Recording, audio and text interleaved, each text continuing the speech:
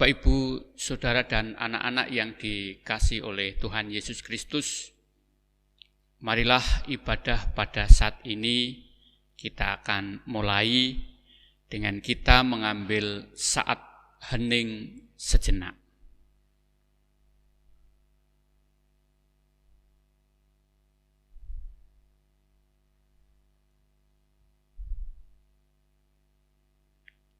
Saat hening cukup. Bapak, Ibu, Saudara, dan anak-anak yang dikasihi oleh Tuhan Yesus Kristus, marilah ibadah saat ini kita khususkan dengan pengakuan di dalam hati demikian. Pertolongan kita adalah di dalam nama Tuhan yang menjadikan langit dan bumi. Kasih karunia dan damai sejahtera dari Allah Bapa kita dan dari Tuhan Yesus Kristus menyertai saudara sekalian. Amin. Bapak, Ibu, Saudara, dan anak-anak yang dikasihi oleh Tuhan Yesus Kristus, mari kita bersama-sama memuji nama Tuhan dari Kidung Jemaat nomor 3. Kita pujikan bait yang pertama dan kedua. Kami puji dengan riang.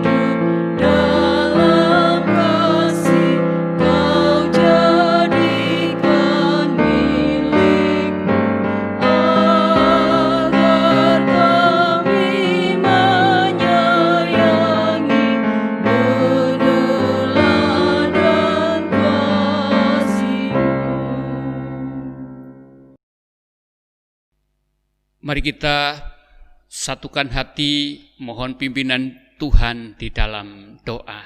Mari kita bersama-sama berdoa. Bapa kami di dalam surga, puji dan syukur kami naikkan kepadamu oleh karena anugerah berkat Tuhan di sepanjang kehidupan kami. Di dalam kami menunaikan segala tugas pekerjaan kami selama 6 hari, dan kami boleh untuk menyelesaikannya dengan penuh sukacita. Bapa, pada saat ini kami bersama-sama hendak mengadakan ibadah. Kiranya Tuhan memberkati ibadah kami saat ini, dari awal, pertengahan, sampai akhir, agar semuanya boleh berjalan seturut kehendak Tuhan. Dalam ibadah saat ini, kami juga akan mendengarkan firman Tuhan. Kiranya Engkau hadir di tengah-tengah kami, membuka hati kami masing-masing, memampukan kami untuk mengerti akan firman-Mu, sehingga kami boleh melakukannya di dalam kehidupan kami sehari-hari. Berkati hamba-Mu yang akan menyampaikan firman Tuhan. Urapi dengan kuasa Roh Kudus-Mu, supaya apa yang kami sampaikan bukan kehendak kami manusia, tetapi kehendak Tuhan yang terjadi. Segala roh jahat yang akan mengganggu Tuhan singkirkan. Berfirmanlah Tuhan, kami siap untuk mendengarkan. Amin. Sebelum kita mendengarkan firman Tuhan, mari kita bersama-sama memuji nama Tuhan dari Kidung Jemaat 49. Kita pujikan bait pertama dan kedua. Firman Allah jayalah.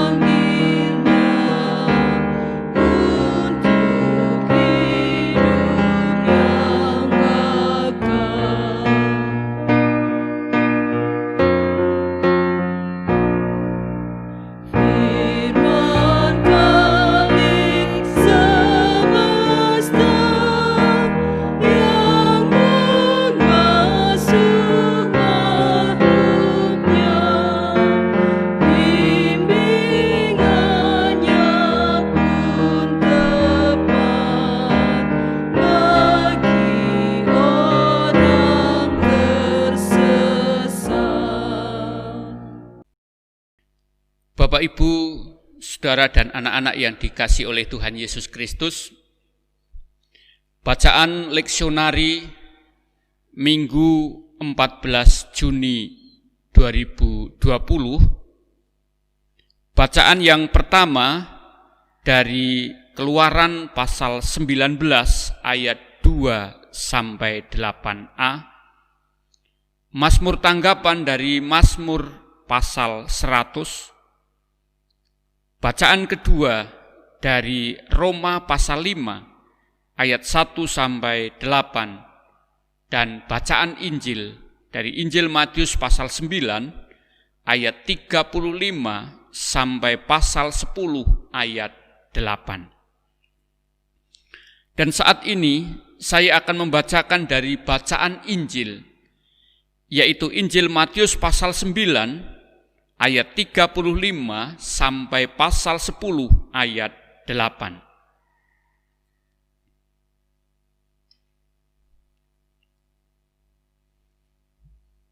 Injil Matius pasal 9 ayat 35 sampai pasal 10 ayat 8 yang demikian. Demikianlah Yesus berkeliling ke semua kota dan desa.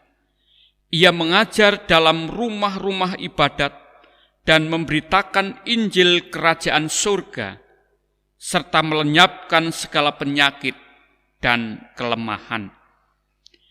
Melihat orang banyak itu, tergeraklah hati Yesus oleh belas kasihan kepada mereka, karena mereka lelah dan terlantar seperti domba yang tidak bergembala.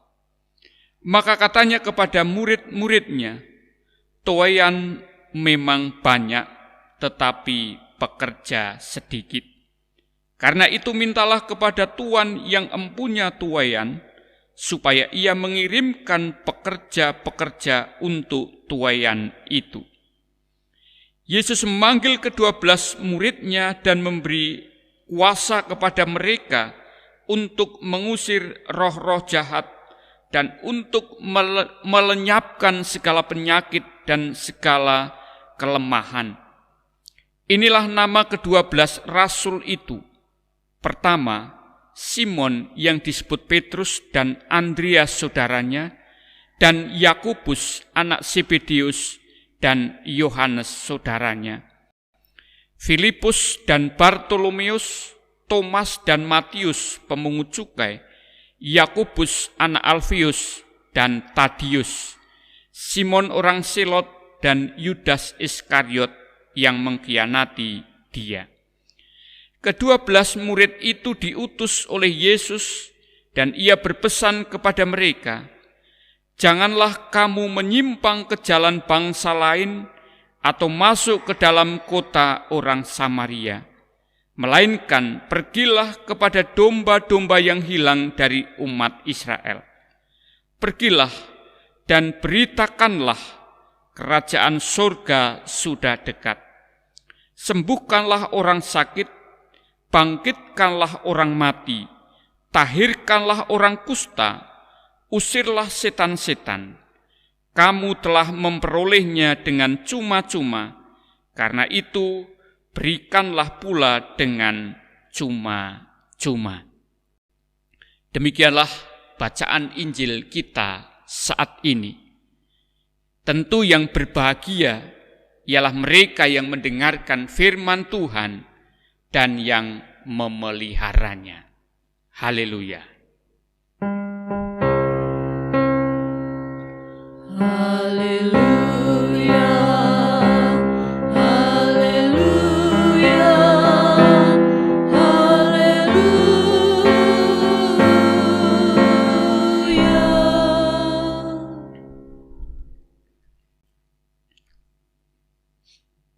Bapak, Ibu, Saudara, dan anak-anak yang dikasihi oleh Tuhan Yesus Kristus, saat ini kita bersama-sama memasuki minggu kedua di bulan Juni 2020.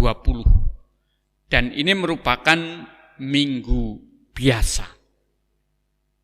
Firman Tuhan pada saat ini dengan judul Komunitas yang melakukan firman dan melayani Allah.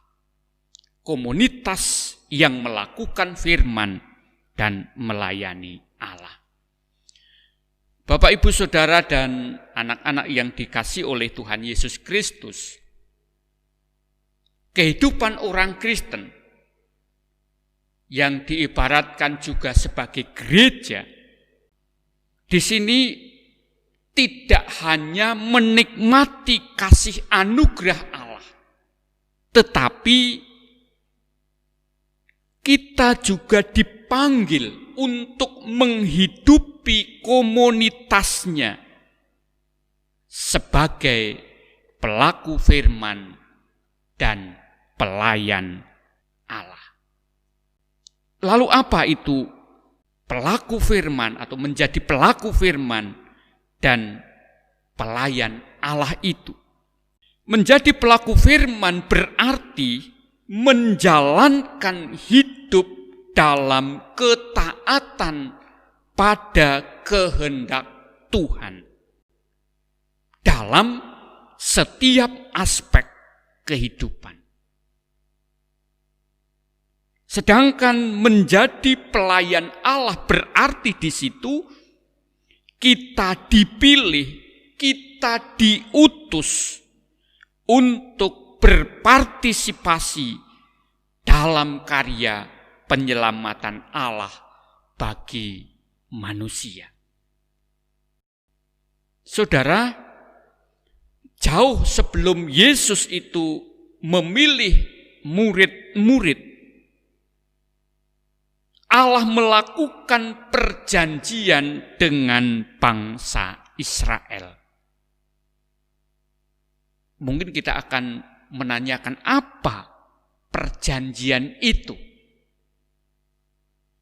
Jika kita cermati dalam bacaan kita yang pertama, yaitu Keluaran pasal 19, di situ kita akan menemukan, di situ juga dijelaskan tentang perjanjian itu, yang memang pada waktu itu bangsa Israel dalam perjalanan menuju ke tanah yang dijanjikan oleh Tuhan. Ada dua perjanjian yang disampaikan oleh Tuhan kepada bangsa Israel. Apa itu? Yang pertama, kita bisa dapati di dalam ayat yang kelima dari Keluaran 19 itu. Dikatakan di situ bahwa Tuhan akan menjadikan mereka harta kesayangannya di antara segala bangsa. Itu yang pertama perjanjian. Yang kedua disebutkan bahwa menjadikan menjadikan Israel kerajaan imam dan bangsa yang kudus. Ini dapat kita lihat di dalam ayat yang ke-6. Dengan demikian, saudara, di dalam bacaan kita yang pertama, Keluaran 19 ini, menunjukkan bahwa Allah melakukan perjanjian dengan bangsa Israel untuk menjadikan mereka itu sebagai harta kesayangan Allah di antara bangsa-bangsa yang ada di sekitarnya atau bangsa-bangsa lain. Di samping itu juga Allah juga memilih Israel itu menjadi atau sebagai umat Allah. Maka pemilihan Allah ini perlu dipahami bukan sebagai alat untuk merasa diri itu lebih dari bangsa yang lain. Bukan itu. Tetapi pemilihan Allah atas bangsa Israel ini mengandung konsekuensi. Apa itu? Yaitu penugasan. Artinya bahwa bangsa Israel dipilih untuk hidup dalam hubungan atau relasi yang erat dengan Tuhan dalam bentuk kepatuhan kepada firman Allah. Bisa dikatakan menjadi pelaku firman dan hidup seturut kehendak Allah. Itu kalau kita coba melihat di dalam bacaan yang pertama. Dalam bacaan Injil yang kita baca tadi, di situ juga menunjukkan adanya pemilihan yang mengandung penugasan. Dikatakan di situ bahwa saat Yesus berkeliling di Galilea, di situ Tuhan Yesus juga melakukan 3 hal. Apa yang dilakukan oleh Tuhan Yesus ketika itu? Yang pertama, bahwa Tuhan Yesus mengajar orang-orang yang ada di Galilea. Yang kedua yang dilakukan oleh Tuhan Yesus yaitu memberitakan Injil Kerajaan Allah. Dan yang ketiga yang dilakukan oleh Tuhan Yesus yaitu melenyapkan segala penyakit dan kelemahan di antara bangsa itu. Artinya bahwa semua itu berangkat dari belas kasihan Tuhan. Dalam ayat yang ke-36 dikatakan di situ, melihat orang banyak itu, tergeraklah hati Yesus oleh belas kasihan kepada mereka, karena mereka lelah dan terlantar seperti domba yang tidak bergembala. Artinya bahwa Tuhan Yesus di situ digerakkan oleh hati nurani yang penuh dengan belas kasih kepada orang-orang Galilea, karena mereka seperti orang terlantar tanpa gembala. Oleh sebab itu, melalui karya penyelamatannya, hati Yesus selalu tergerak oleh belas kasihan, yang kemudian diikuti dengan tindakan nyata. Artinya tidak kemudian melihat situasi yang demikian dibiarkan, tetapi ada tindakan nyata yang dilakukan oleh Tuhan Yesus untuk menolong orang yang menderita. Itulah dalam karya Tuhan Yesus seperti itu. Maka dalam karyanya juga Tuhan Yesus meminta kepada para murid-muridnya untuk ikut serta memberitakan kerajaan surga, untuk ikut serta melenyapkan segala penyakit dan kelemahan-kelemahan yang ada. Berarti di situ juga ada penugasan yang dilakukan. Tuhan Yesus memberikan penugasan kepada para murid untuk melakukannya. Sebagai milik Allah, gereja juga diutus untuk ikut serta memberitakan belas kasih Yesus melalui tindakan nyata bagi sesama. Terlebih pada saat ini, yaitu dengan adanya pandemi COVID-19 saat ini. Bagaimana wujud nyata, tindakan nyata gereja bagi sesama? Apakah kita hanya tinggal diam melihat belas kasihan seperti itu, kemudian ditindaklanjuti dalam tindakan nyata untuk menolong mereka yang menderita, meskipun apa yang gereja berikan belum sedemikian banyak. Tetapi setidak-tidaknya di situ ada suatu hal yang bisa kita lakukan.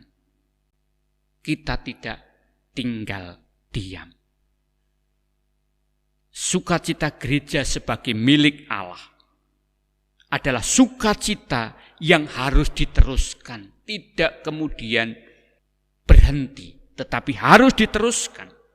Sukacita mengalami perbuatan belas kasih Allah memampukan gereja untuk menyatakan kesediaan, melakukan tindakan nyata bagi sesama, seperti yang Yesus telah kerjakan, yang Yesus telah ajarkan kepada murid-muridnya. Saudara yang dikasihi oleh Tuhan, maukah kita memiliki hati seperti Yesus, di mana memandang sesama sebagai sahabat, siap untuk menjadi gelisah di tengah penderitaan orang lain, siap terlibat bersama dan berjalan bersama dalam kesulitan. Inilah panggilan hidup kita sebagai orang-orang yang telah diselamatkan Yesus untuk melakukan tugas panggilan atau perutusan tersebut.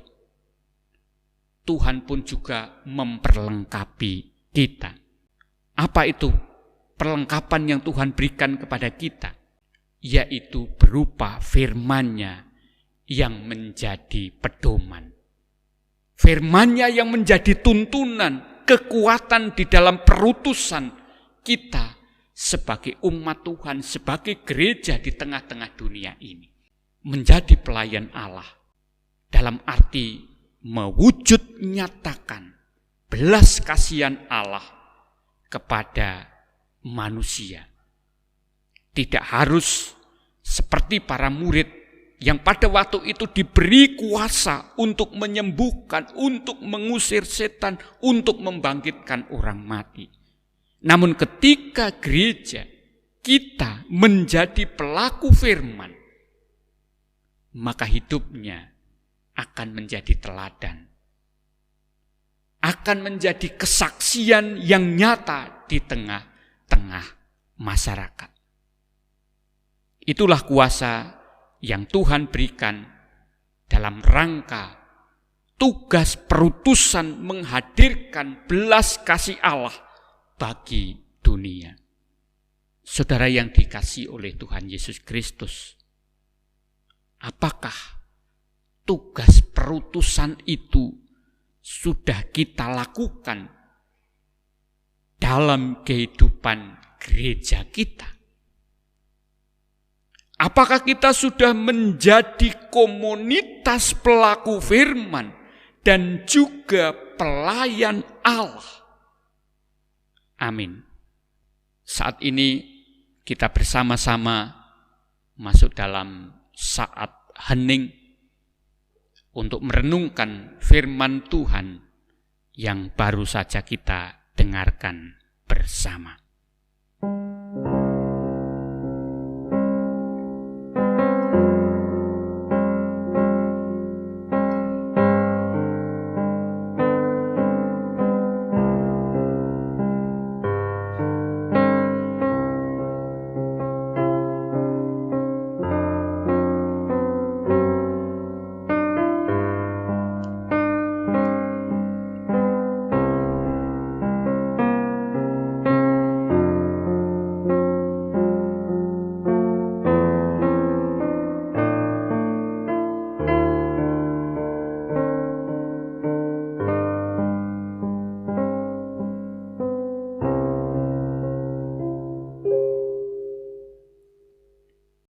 Jemaat yang dikasihi oleh Tuhan Yesus Kristus, kami undang untuk bangkit berdiri bersama-sama dengan umat Tuhan di segala abad dan tempat.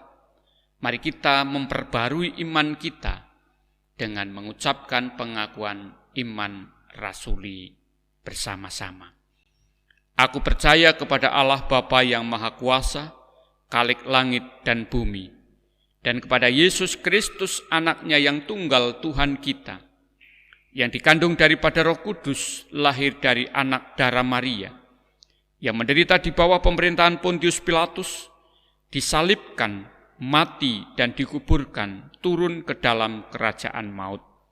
Pada hari yang ketiga bangkit pula dari antara orang mati, naik ke surga, duduk di sebelah kanan Allah Bapa yang Maha Kuasa, dan akan datang dari sana untuk menghakimi orang yang hidup dan yang mati. Aku percaya kepada Roh Kudus, gereja yang kudus dan am, persekutuan orang kudus, pengampunan dosa, kebangkitan daging, dan hidup yang kekal. Dipersilahkan duduk kembali. Bapak, Ibu, Saudara, dan anak-anak yang dikasihi oleh Tuhan Yesus, mari kita bersama-sama menyatukan hati di dalam doa syafaat. Mari kita bersama-sama berdoa. Bapa kami di dalam surga, kami mengucap syukur untuk firman Tuhan yang baru saja kami dengarkan. Mengingatkan kepada kami, bagi kami yang telah Tuhan panggil menjadi anak-anak Tuhan, mendapatkan keselamatan yang dari Tuhan, mempunyai tugas tanggung jawab perutusan, yaitu kami supaya terlibat untuk ikut dalam belas kasihan kepada orang-orang lain, untuk menjadi pelaku firman dan pelayan Allah di tengah-tengah kehidupan ini. Tentu bukan perkara yang mudah untuk kami dapat melakukan itu. Namun kami percaya bahwa Tuhan telah memperlengkapi kami melalui firman-Nya yang menjadi pedoman, yang menjadi tuntunan, menjadi kekuatan dalam tugas perutusan kami, tugas perutusan gereja di tengah-tengah dunia ini. Oleh sebab itu, mampukan kami ya Tuhan, untuk kami dapat mewujud nyatakan belas kasih Allah kepada sesama kami yang menderita.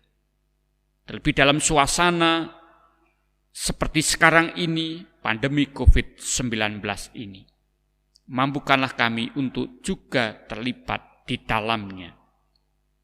Kami mohon ampun ya Tuhan, manakala di dalam kami menyampaikan firman-Mu, terselip dosa kesalahan kami.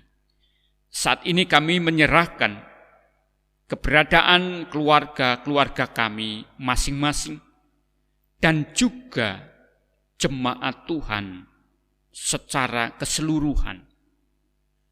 Apa yang menjadi pergumulan yang mereka hadapi saat ini, kiranya Tuhan campur tangan di dalamnya. Mereka yang sedang sakit atau dalam proses pemulihan, apapun yang menjadi sarana-sarana yang dipakainya Tuhan berkati, sehingga akan mendapatkan pemulihan seperti sedia kala. Kembali dalam aktivitas pekerjaan yang mereka lakukan. Bagi mereka yang sedang mengalami persoalan di dalam hidupnya, entah di tengah keluarga, pekerjaan, di tengah-tengah studinya, Tuhan tolong mereka. Agar setiap persoalan yang sedang mereka hadapi boleh dapat terselesaikan karena campur tangan Tuhan. Berkati juga untuk anak-anak kami. Berikan kesehatan, berikan kepandaian bagi anak-anak kami yang masih menuntut ilmu, atau yang saat ini sudah selesai, sudah lulus, dan hendak melanjutkan pada jenjang pendidikan yang lebih tinggi. Tuhan berkati, sehingga apa yang menjadi keinginannya boleh terwujud karena campur tangan Tuhan. Mereka yang akan bekerja Tuhan berkati, sehingga mendapatkan pekerjaan sesuai dengan yang diinginkannya. Berkati kami orang tua di dalam mendidik mengasuh anak-anak kami. Berikan kepada kami hikmat kebijaksanaan. Berkati setiap pekerjaan kami sebagai petani, pedagang, guru, karyawan, ataupun usaha-usaha kami yang lain, kami serahkan semuanya dalam tangan Tuhan. Agar melalui pekerjaan kami, kebutuhan kami tercukupi, bahkan kami dapat mengaturkan ucapan syukur kami kepada Tuhan. Bapa dalam surga, saat ini kami juga menyerahkan untuk pengurus komisi, panitia, dan majelis gereja. Tuhan berkati di dalam melaksanakan program-programnya, rencana di tahun ini, Tuhan yang memberkati. Sehingga rencana dan program yang telah tersusun itu boleh terlaksana untuk membangun kehidupan kami sebagai anak-anak Tuhan. Cukupkanlah segala apa yang menjadi kebutuhannya. Berkati pula untuk keberadaan gereja-gereja di lingkup Klasis Citandui maupun Sinode GKJ. Tuhan yang memberkatinya. Bangsa negara kami Indonesia kami serahkan di dalam tangan Tuhan, agar ketentraman, kedamaian senantiasa kami rasakan dimanapun kami berada. Mampukanlah agar para pemimpin bangsa kami dapat memimpin bangsa ini seturut kehendak Tuhan, terlebih dalam pemberantasan pandemi COVID-19 ini. Kiranya Tuhan berkati rumah sakit, para medis, perawat, dokter. Tuhan berikan berkat, kekuatan, kesehatan untuk merawat mereka yang terkena pandemi COVID-19 ini. Agar mereka yang saat ini sedang dirawat mendapatkan kesehatan, dipulihkan seperti sedia kala. Sehingga dengan demikian COVID-19 ini akan segera berlalu, sehingga kami boleh untuk melaksanakan segala aktivitas pekerjaan kami dengan sebaik-baiknya, tanpa ada rasa khawatir apapun juga. Kami serahkan seluruh kehidupan kami ke dalam tangan Tuhan. Ampuni akan segala dosa kesalahan kami. Hanya di dalam Tuhan Yesus kami naikkan doa kami ini. Amin. Bapak, Ibu, Saudara, dan anak-anak yang dikasihi oleh Tuhan, saat ini kita akan menghaturkan persembahan. Firman Tuhan yang menjadi landasan di dalam kita menghaturkan persembahan diambil dari Mazmur pasal 50 ayat yang ke-14 yang demikian. Persembahkanlah syukur sebagai korban kepada Allah dan bayarlah nasarmu kepada yang maha tinggi. Di dalam kita menghaturkan persembahan, kita iringi dari pujian Kidung Jemaat 365B bait 1 dan 2. Tuhan ambil hidupku.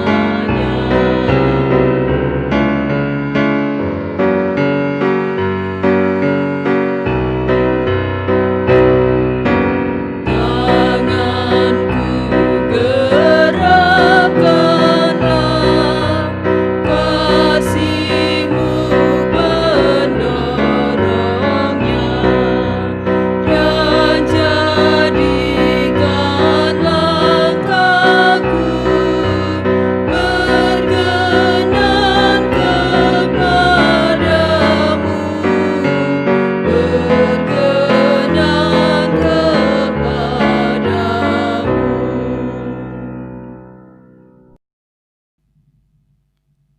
Marilah persembahan yang telah kita kumpulkan ini kita haturkan di hadapan Tuhan di dalam doa. Mari kita berdoa. Bapa di dalam surga, sedemikian besar berkat-berkat Tuhan yang kami terima dalam kehidupan kami sehari-hari. Sebagai wujud ungkapan syukur atas berkat Tuhan, saat ini kami menghaturkan persembahan kami. Baik itu persembahan mingguan, persembahan bulanan, ataupun persembahan-persembahan kami yang lain. Sucikan dan kuduskanlah persembahan kami ini, sehingga dapat menjadi sarana bagi tercukupinya pelayanan jemaat-Mu di tempat ini. Berkati bagi saudara kami yang mengelola persembahan, berikan hikmat kebijaksanaan, apa yang dilakukan hanyalah seturut kehendak Tuhan. Kalau sebentar lagi kami akan mengakhiri ibadah ini, berkatilah ya Tuhan untuk kegiatan kami selanjutnya. Kami percaya bahwa Tuhan senantiasa menolong, memberkati kehidupan kami. Hanya di dalam nama Tuhan Yesus Kristus kami naikkan doa, permohonan, dan ucapan syukur kami ini. Amin. Mari bersama-sama kita memuji nama Tuhan. Nyanyian pengutusan Kidung Jemaat 424 bait yang pertama dan kedua. Yesus menginginkan daku.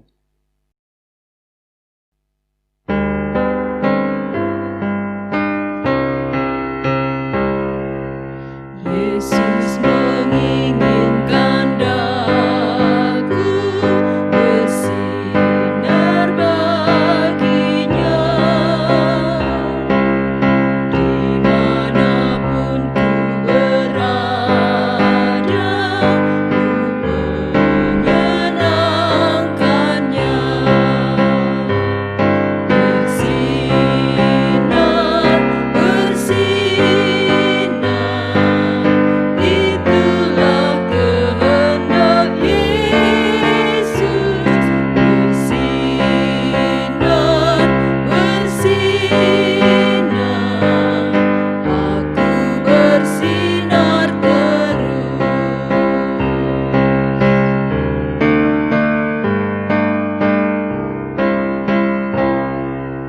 Yesus menginginkan daku menolong orang lain, manis dan sopan selalu ketika ku bermain.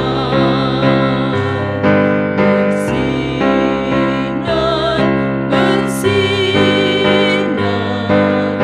itulah kehendak Yesus.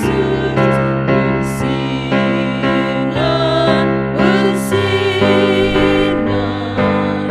aku bersinar terus.